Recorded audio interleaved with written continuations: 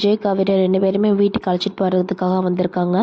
அந்த இடத்துல காவேரியோட அம்மா, காவேரியோட மாமா, அக்கா, பாட்டி எல்லாருமே அக்செப்ட் பண்ணிக்கிறாங்க.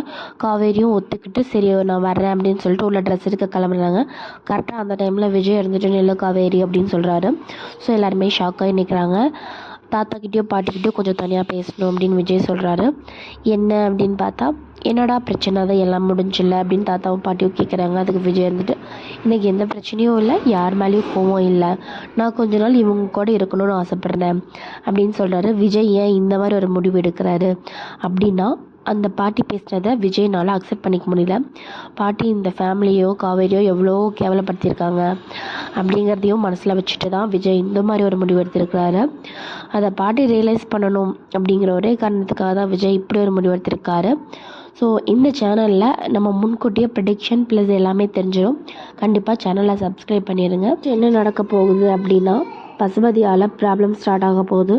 ஸோ விஜயும் காவேரியும் ஒன்றா இருந்துகிட்டே அதை ஃபேஸ் பண்ண போகிறாங்க. இந்த வீட்டில் தான் இருப்பாங்களா, இல்லை விஜய் காவேரி அவங்க பாட்டி வீட்டுக்கு போயிடுவாங்களா, இல்லை 2 பேரும் தனியாக போயிடுவாங்களா அப்படிங்கிறத முன்கூட்டியே தெரிஞ்சுக்க இந்த சேனலை சப்ஸ்கிரைப் பண்ணிடுங்க.